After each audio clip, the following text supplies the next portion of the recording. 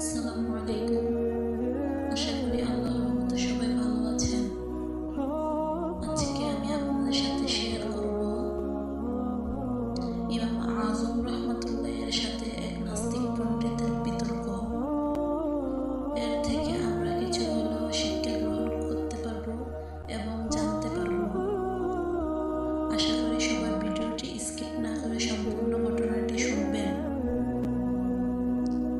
এবং এই ধরনের ইসলামিক অনুপ্রেরণামূলক ভিডিও পেতে চ্যানেলটিকে সাবস্ক্রাইব করে রাখুন।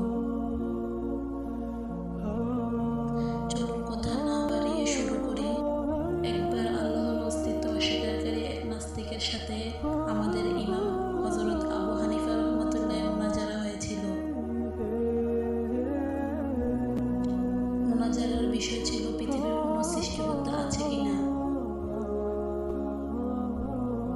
এত বড় ইমামের সাথে এই গুরুত্বপূর্ণ বিষয়ের মুনাজারা দেখার জন্য শত্রু মিত্র যথাসময়ে মুনাজারা স্থানে সমবেত হয়ে গেল। নাস্তিক লোকটি যথাসময়ে পৌঁছে গেল, কিন্তু হযরত ইমাম আজম নির্ধারিত সময়ের অনেক দেরিতে তাশরিফ আনিলেন। নাস্তিক পণ্ডিত ব্যক্তিটি জিজ্ঞাসা করলেন, আপনি এত দেরি করলেন কেন? তিনি বললেন, জঙ্গল দিয়ে আসার সময় এক অদ্ভুত ঘটনা চোখে পড়ল। সেটা দেখে আমি আশ্চর্য হয়ে ওখানে থমকে দাঁড়িয়েছিলাম।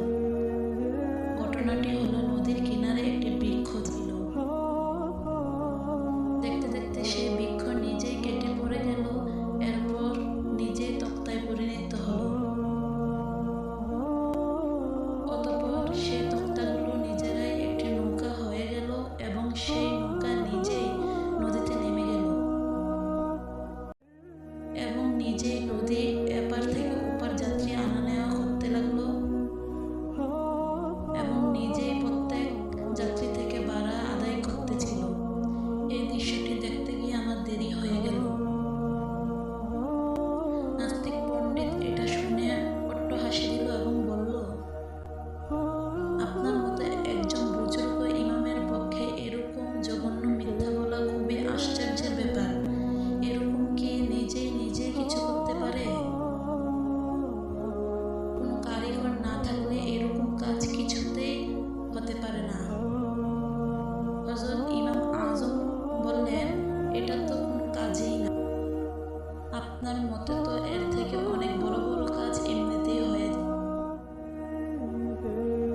এই পৃথিবী, এই আসমান, এই চাঁদ, সূর্য, তারকারাজি, বাগানসমূহ, রং বেরঙের নানা রকম ফুল, সুমিষ্ট ফল, এই পাহাড় পর্বত, জীবজন্তু, মানব দানব সবকিছু কোনো সৃষ্টিকর্তা ব্যতীত এমনিতেই হয়ে গেছে।